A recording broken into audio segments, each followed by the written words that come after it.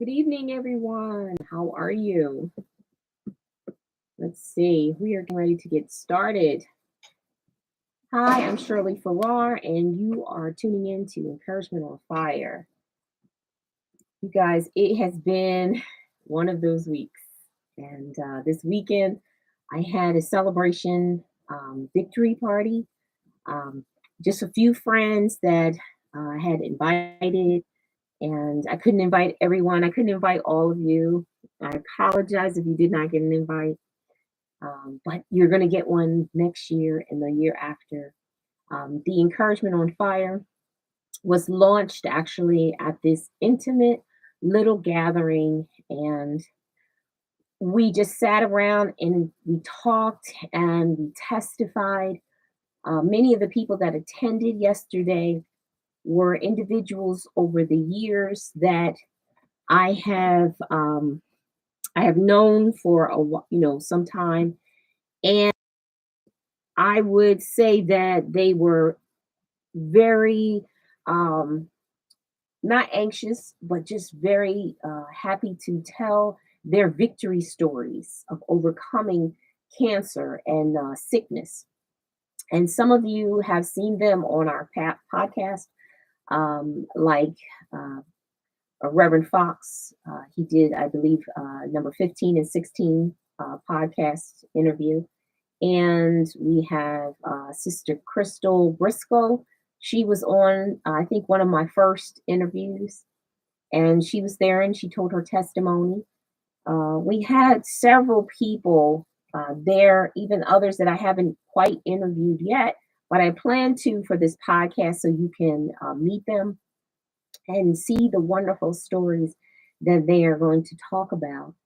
Um, I do not have with me my husband, Pastor Daryl Farrar, with me right now.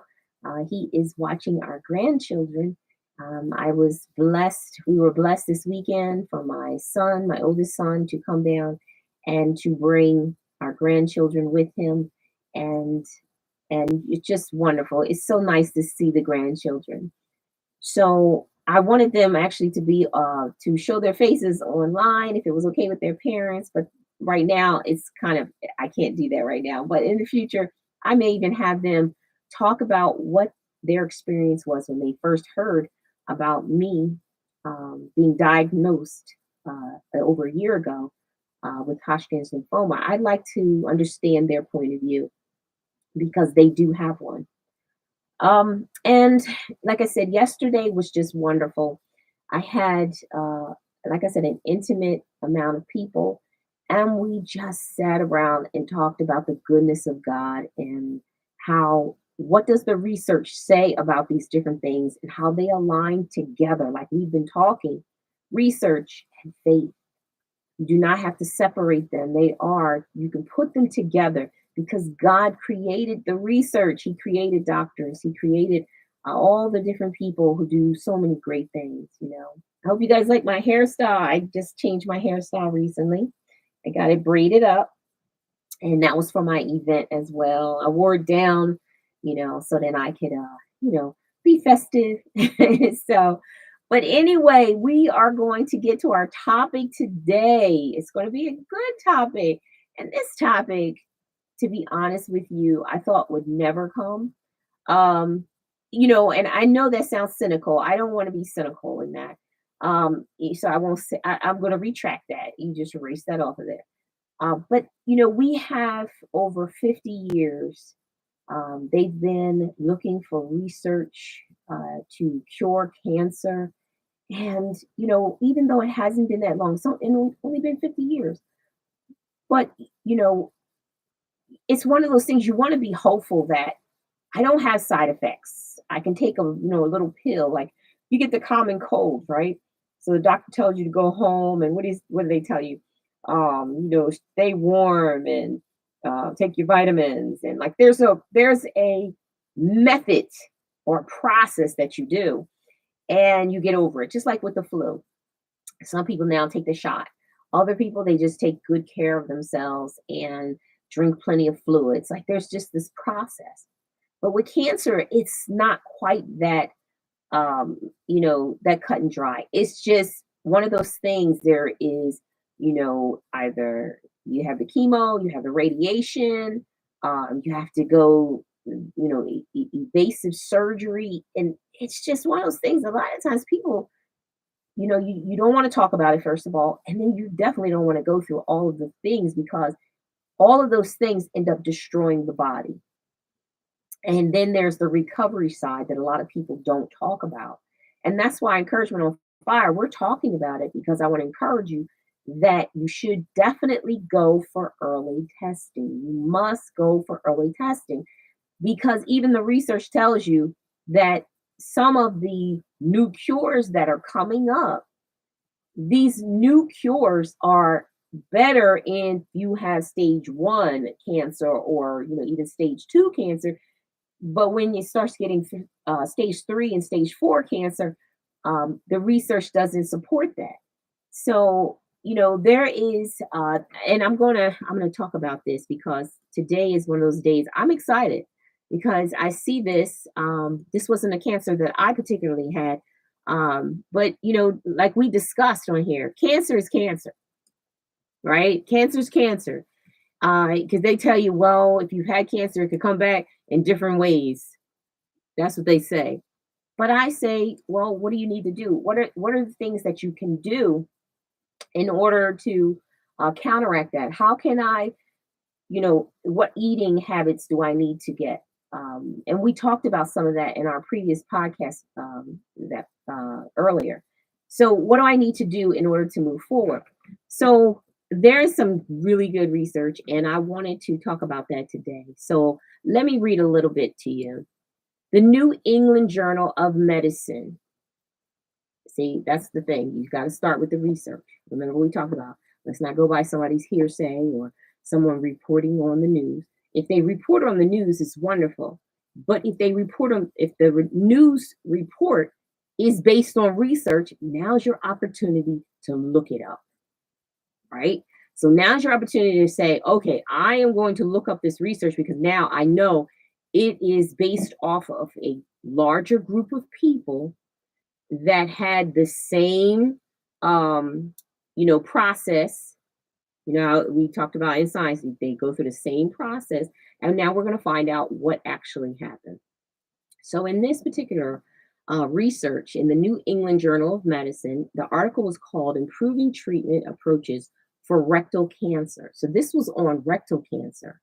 And I don't know a lot about this, but this article this article in the New England Journal of Medicine was very interesting. I didn't get a chance to read all of it, but I'm going to share with you what I did. And then we're also going to talk about some of the other articles that coincided with it. All right, so let's see. This was done by Dr. Hannah Sanoff, MD, MPHH, so doctor. And I'm going to put this information in the Facebook group so you will have it as well. But she said that, she said 9 doses of intravenous, this is the drug called dostarlimab. So that's DOSTARLIMAB. So if you're going to ask your doctor about it, I want to make sure you had the actual name of the doctor, name of the medication. But that is for that specific type of cancer. Now, I know you're thinking, well, why is it that one type of medication can help one type of cancer and it can't help all of them? And that's something I think that we all think about. But it's just not that cut and dry. It's different medications that can help certain cells within the cancers. So we'll talk about more of that as we uncover more. But it also talked about the process. So it says each was given 9 doses of this particular drug and relatively new drug designed to block a specific cancer cell protein. The protein in the cancer, it says that when expressed, can cause the immune system to withhold its cancer fighting response. See, that's the thing. I think a lot of times, when we look at cancer, A lot of times people will tell you this is aggressive, this is not aggressive cancer. So in this particular cancer, the protein in the cancer cells that was really aggressive, well, this particular drug slowed it down, stopped the fighting response of that cancer. That's what it did, is stop the fighting of it. So a lot of times I think people, they just, it's not so much you want to go through chemo or anything to you know, I would say nobody wants to go through chemo, but at the same time, it's, I don't want that cancer in my body. But if it's not hurting me, if it's not damaging me, like in this, the protein's not affecting me, then maybe I can begin to exercise or eat better or do something else to counteract the cancer to get it out of my body. Sometimes even surgery if you have to do that. As long as the cancer's not fighting my body, as long as it's not destroying my body, as long as it's not causing pain and hurt in my body. So, at least for me, I was in pain when I was going through my process. Because I was in pain, all of a sudden, I was like, when the doctor started telling me things, that's why you need other people around you. You can't think clearly. So you're saying, well, what is the best thing I can take to get rid of this? And that's the thing. And then as soon as they tell you chemo or radiation, you're like, oh, okay, I just need that. That's what I need. Give it to me. But that's not always the best thing. You want to make sure that you have somebody level headed who's not going through it, talking with you, and now they can make the best, you can talk together and make a good decision. And so in this particular situation, with this new drug, now people won't have to go through the surgery because from what I was reading, the old process, they had to go through radiation, chemo, and it says that after surgery, and remember, they still had to go through surgery in order to take, I guess, parts of that cancer out of that area. But it says they had a 3-year disease-free survival rate as high as 77%. So does the chemo and the radiation work? Yes, it did work for those that had the rectal cancer. However, this particular drug, this new drug, they said that there was a huge response. The doctors are excited about the response of what the trials determine. So let's dive into that. So remember, everything is based on the research of the New England Journal of Medicine. That's where the origination of all of these articles come from. Okay, so let's dive into reported by livemint.com. And I'll have the link. I'll put it in the Facebook group for you. It says New York Times. It says 18 patients. Now, according to many of these, it said 14 patients. Some said 18 patients. I have to go back and go over the New York Journal of Medicine to see if it was 18 or 14. I believe it was 18. Don't quote me on that. But I believe that the 14, there was 100% of the tumor that was removed, where in this report, not so much. So I think that's where the difference is. So it says New York Times, 18 patients took a medicine named, and like we said, the dostarlimab, for 6 months, every 3 weeks for 6 months, in a limited clinical trial done by Memorial Sloan Kettering Cancer Center, and all of them saw their tumors shrink at the end. That's huge. All of their tumors shrunk. Now, I don't know about you, but when you have everyone in a trial and their tumors are shrinking, that's huge. So all of you that are out there and you're listening and you're thinking, well, I wonder, if this is the type of cancer that you have. If you don't have this type of cancer, you still can be hopeful because you may have friends that have this type of cancer.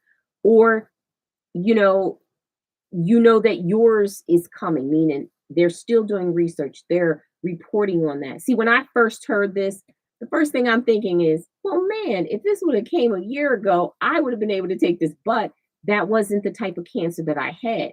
So it wouldn't have worked for me. But I'm very excited and I'm happy for these particular individuals. So think about that. All the tumors shrunk at the end. Now, WHYY, you can also go there, is npr.org on June 7th, 2022. Miss Pfeiffer, she reported that the drug referred to as the immune checkpoint inhibitors, that's what they called it, or they referred to it, but it's still the same drug. Um, and they reported the same that this was a trial done on 18 or 14. We'll discover that later. And all of the tumors shrunk. So everybody's talking about this particular drug, you know. And if you're on here right now, type in what did you, when you read about it, if you did, what did you see? What did you take from that? Some people said to me, well, it's about time someone's getting cured from cancer, because I'm a faith-based person. So everybody I know, people I know, they're getting cured all the time because they are believing God and to go through their process. So it could be they're going through the chemo, they're going through all the other things. Some people are just believing and eating right, and the cancer's going away. Yes, some people that is happening. However, no one wants to go through the chemo. No one wants to go through surgery. No one wants to go through radiation because there's all these side effects that come behind that. So, then let's go to the other one. It says the WashingtonPost.com by Kim Bellware, June 8th, 2022. This is where the discrepancy comes in because she reported on 14 patients. But it says they said 14 patients, all early stage cancer patients their cancer went away. So I think that's where the disparity is. We're 18 in the other one. They're saying that the tumor shrunk, but 14 of the patients, they said it all went away. Now that is really huge. I know you're thinking, well, that's only, even if it was 18 max, that's only 18 patients. But if you're one of the 18 patients and you were in this study and everyone, their tumors went away, that's huge. That is huge. And, when does that happen, right? But it's happening more and more. And I really truly believe with prayer, the believers have been prayer, people of faith have been praying for a long time. Sometimes there's a process to this. It takes a while. And people have been praying. I mean, you think about all the different things. Common cold. At one time in history, the common cold was killing people. And research was building and developing. You had smallpox, right? You had the flu. All of these things were killing people at one time. And then there was research and it took some time. And then all of a sudden now, people, faith-based people, we say people are being healed.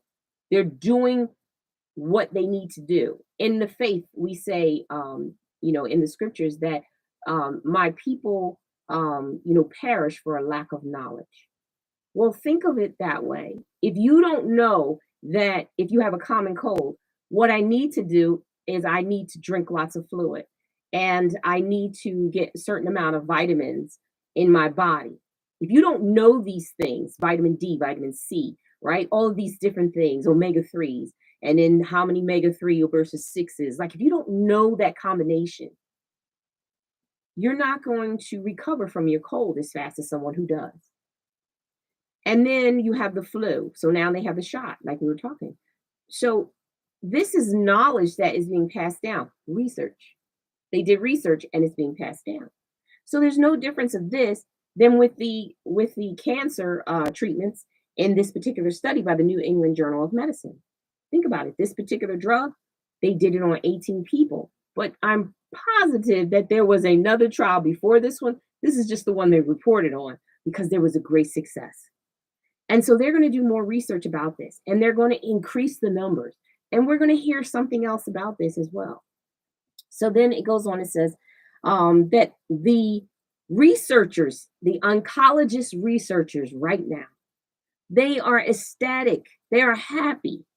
Now, when have you ever heard of any researchers when it comes to cancer being happy about this is actually helping people who have rectal cancer? That they're actually coming out of this and they don't have to have the shame. They don't have to be embarrassed. They don't have to, stay in their homes. I've heard so many different things about people who have gone through this process and now they don't have to go through that because there's an actual um, intravenous medication that can assist in this process. And in 6 months, you come out of this and you don't have to worry about it. I mean, to me, that's a blessing. That's a miracle from God. And if it came through the research or it came through science, still a miracle from God. So let's read on. So it says Dr. Luis A. Diaz of Memorial Sloan Kettering Cancer Center in New York. This was one of the things that was stated. It says previously received treatments such as chemotherapy, radiation, and invasive surgery. So saying that, hey, this is what had to happen in this case when people go through this process. These are the things they go through: chemotherapy, radiation, invasive surgery, um, and all which cause them to have bowel, urinary, and other dysfunctions in that area. So think about that. If this is a person going through this, and if you're out there and you're listening and you're going through something like this, really talk to your doctor. If the doctor hasn't talked to you about this particular trial, even though it's new, look at the research. So I'm going to put it in my Facebook group. I am encouraging you to read the research. This is a credible research. Okay, credible. Read it, talk to your doctor about the specifics of the research, and find out if this is the type of cancer you were diagnosed with. Find out if it's something that you need to go through. So then in 6 months from now, you do not have to go through this at all. You're done. Because in many of the cases, at least 14 out of the 18, total tumor annihilation. No more. That's it. Okay. And that's huge. All right, so let's see. And if anybody's heard about this, please type in where you heard about this particular trial. Type it in the comments section. So then I want to go on. It also says, let me see. Now, when they did the testing, so it says the malignancy is undetectable by physical examinations. Now, previously, Reverend Fox got on here and he talked about he went through the colon cancer and or excuse me, prostate cancer, and how they had to do an examination, right, in a certain area. Well, think about it. This is a similar type of physical examination in that area, and endoscope. And they said it's undetectable by physical examination, endoscopy, what's it says, tomography. I've never heard anything like that. Position emission tomography or PET scan. Okay, PET scan or MRI. I've heard of PET scan and the MRI scan. Have had both of those different scans. So think about it. After going through this trial, all of the people, all of those things, they could not detect the cancer. They could not detect the cancer. This is a really good trial. And then it says on here, there's a specialist, Dr. Alan Vinuk, who is a colorectal cancer specialist at the University of California, said that the complete remission in every single patient is unheard of. When do you ever hear doctors talk like that? I think this is one of those things. It is definitely a miracle. I consider this a miracle. People can say, well, it's research. Yeah, it's research, but it's still a miracle. God created the science.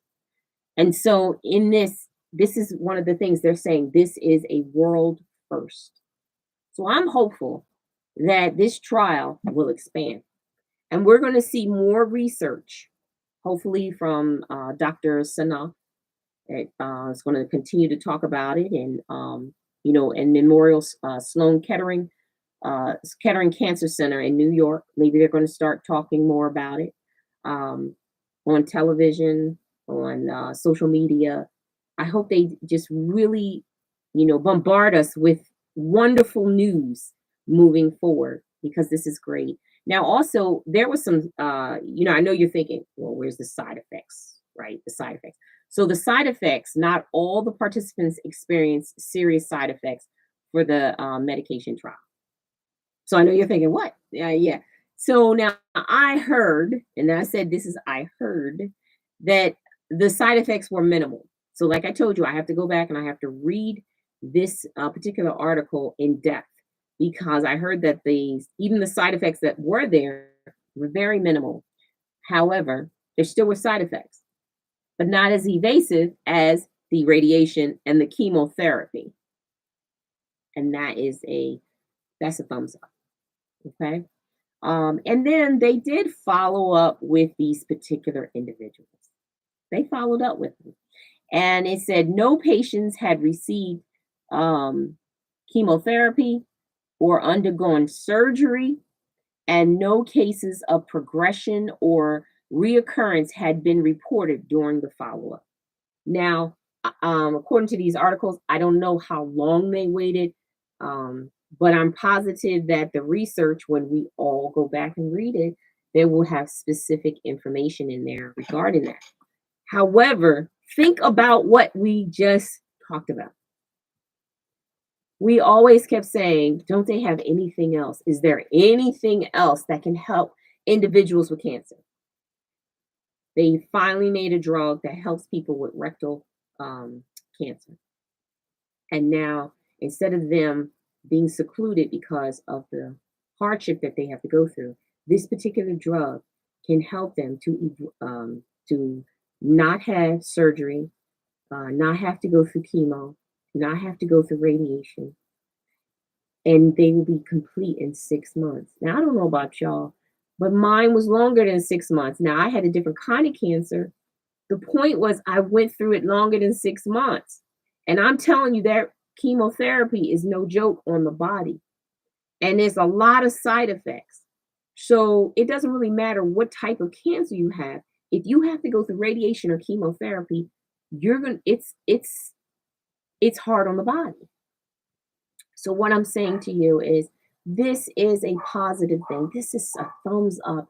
And I am so thankful about this. So these researchers, thumbs up, you guys. This is great work. And, I know it's research, but like I said, I believe that God made everything. So even the scientists, he equipped you to be able to do what it is you needed to do. So I am getting ready to end, but if anyone has any responses, please put them in the comments section below. I would love to hear it. If you don't have them right now and you come back and you review, if you have some other information, please place it in the comments section, and I will follow up later on and respond to you as well. Again, you hear my dogs in the back. Again, I want to follow up with you just to let you know that we are still planning our October the 1st Conqueror Walkathon, and it will be a walkathon in Voorhees, New Jersey. And we'll continue to give you additional information. I have to actually book the venue. I haven't done it yet, but I got all the information and the contract. So I have to do that. As soon as I do that, I will release it on the website at housebreachrestoration.org under the Meeting House Church, but it's the housebreachrestoration.org. And we will begin to prepare for our walkathon. I am looking forward to seeing all of you there and to really represent and begin to, not just, do a walk for one time, but hopefully we can do this every single year. And we can use the monies, the donations, the funds to, donate to research like the Cancer Society does. And also for those individuals local in our community that really need help. We were talking about that at the event yesterday. And there's so many people in need. And we have a lot of people that get together in prayer. And they said, as of yesterday, we're going to start telling you people in our community that are dealing with cancer and they have special needs, we're going to make sure that you know about it through your organization. And now our organization will be able to assist them. So we are excited about that. And as we're able to assist them, we're going to post it on our housebreachrestoration.org website, the annual review, so you know how many each year we're helping. And, we won't put their information because, that's private to them unless they allow us to do that. But, we will let you know the numbers and we will keep our records, of course, for the community. All right. Well, my name is Shirley Farrar, and this is Encouragement on Fire. And I'm excited every time to talk with you. And I'm hopeful that you'll come back next Sunday night at 8 p.m. and we can have another encouragement. All right. I'll talk to you soon. Bye bye.